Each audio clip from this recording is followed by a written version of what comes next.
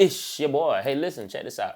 Get your pen and paper, your notepad, because it's about education. It's another teaching moment. It's always a teaching moment because you know it's all about education. But token versus coin, use case or not, inflationary versus deflationary. That's what I want to talk about today. I'm sure many of you already know because you've been in crypto for years and you're a crypto genius. But I'm not talking to you. I'm talking to the ones who are just getting started, who are beginners, or maybe you've been in there for a little bit and you're trying to decide and try to figure out which route to take. It's important that you get a little bit of knowledge and education up there so that you can make the proper decisions for you and your family or your people or whoever, okay? So it's your boy. Let's talk about it.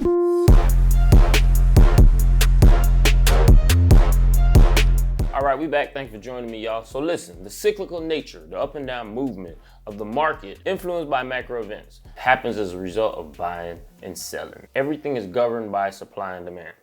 So when we're looking at cryptocurrencies and we're trying to decide on whether or not it's something worth investing or not, one of the things that we pay attention to is whether a currency is inflationary versus deflationary.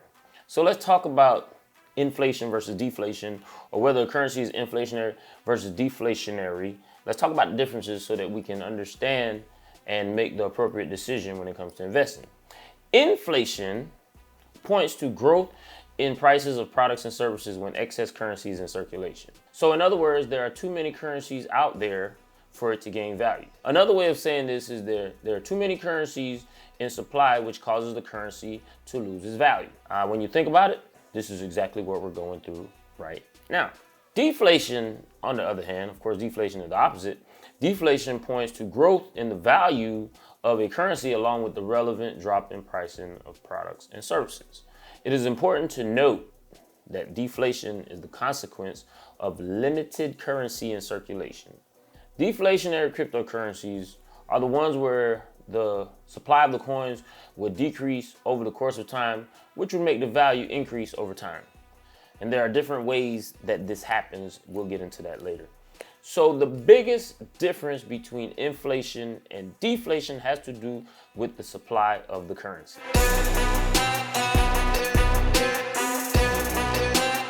Of relevant importance in all cryptocurrencies is the maximum supply, circulating supply, and total supply. The maximum supply is simply the maximum amount of tokens that can ever be put into circulation.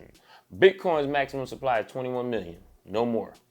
Circulating supply is the total number of tokens that are circulating that are in the market. So when you think about it, it's just like shares of a company that's in the stock market.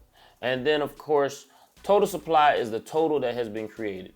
Circulating supply is very important because that determines the market cap. The market capitalization. The market capitalization is the value of all the coins or tokens available for purchase that are circulating in the market. Market cap is calculated by multiplying the number of coins that are circulating by the price. Now, I have a question to pose since we're talking about inflation versus deflation.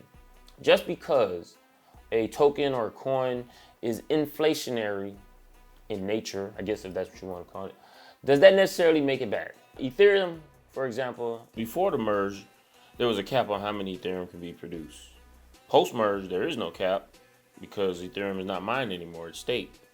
So by it being staked, so does that now make Ethereum inflationary, and is that a bad thing, or does that make it deflationary? Is there still a limit on how many can be produced every year? Because remember, there is no cap.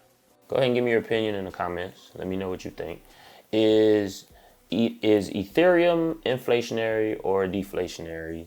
Let me know your astute knowledge or your astute opinion on that, right? So, you know, we're all about education. So one of the things that I always have to make sure that I do is make sure I give enough background knowledge or background content so that you can have enough. And from what I give is never enough because you have to do your own research on your own. But to add to the point of what I'm trying to make, or to complement the entire package, it's important that we understand certain things before we get into the meat of it. And so this is why I wanted to cover this, to give background knowledge. So now let's talk about Titano. Or better yet, not. I'm gonna stop right there, okay? Don't want brain overload. So what we've done is we've covered and went through and got background knowledge on what the difference is between inflationary versus deflationary. And so now it's time to move on to part 2. We're gonna stop right there. Hey, thanks for joining me today. It's your boy, Crypto Rock, with For Crypto Culture.